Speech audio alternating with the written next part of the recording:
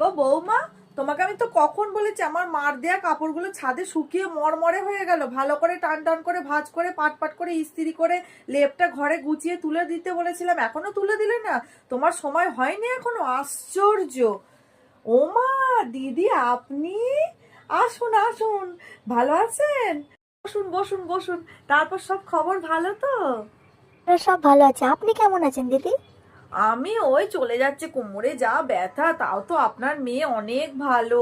মানে আমাকে তো কোনো কাজ করতেই দেয় না, সব কাজ নিজে হাতে করে। তা বৌমা, তোমার মা আসবে বলনি তো আগে? ভুলে গেছে বোধহয়। আসলে এত কাজ করে সারাদিন, কি বলবো, আমায় তো কুটোটি নাড়তে দেয় না আপনার মেয়ে, সারাদিন বসিয়ে রাখে। বৌমা, তুমি মাকে জল খাবার দাও, তুমি বসো গল্প করো। দেখি আমি এখনো রান্নাঘরে যে বাকি কাজগুলো আছে করে নি, ছাদে যেতে হবে, ছাদে অনেক জামা কাপড় আছে, যাই তুলে নিয়ে আসি। আপনি বসুন দিদি, আমি ছাদের জামাগুলো তুলে নিয়ে আসি। হ্যাঁ দিদি, জলখাবার খেয়েছেন তো? হ্যাঁ, বসুন। এই মনা, যা তো রান্নাঘরে বাসনগুলো পড়ে আছে, মেজে দিকে যা, শুয়ে শুয়ে সমানে বস থাকিস না। আর আমার মেয়েটার কথা বলবেন না দিদি, এই বৌদি আসার পর থেকে একটা কুটোটি নাড়ে না, সমানে বসে বসে ফোন দেখে যাবে, জানেন তো? ওই কি বলবো, দেখুন না। আর আপনার মেয়েও তাই, ওকে একদম মাস্কারা দিয়ে দিয়ে মাথায় তুলে রেখেছে। না, ও ছোট, ওকে কাজ করতে হবে না, একটু আধটু কাজ না শেখালে বলুন না, হয় নাকি? ও তো দুদিন পর পরের বাড়ি যাবে। যা যা, বাসনগুলো মেজে দে।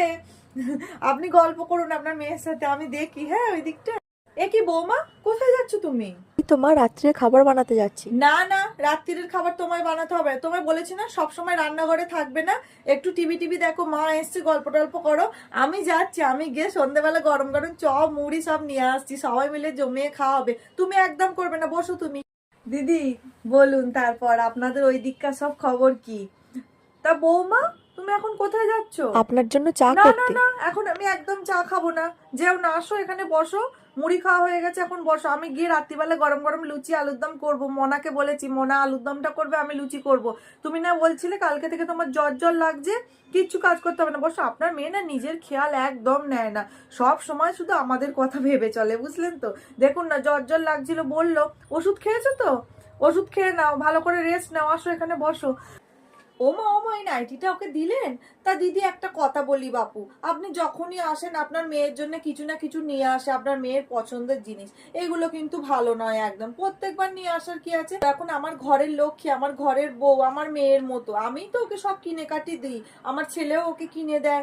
এগুলো করবেন না, ও তো এখন আমারই ঘরের বউ, আমি সব কিনে কাটি দেবো, এখন তো আমিই ওর মা, তাই না?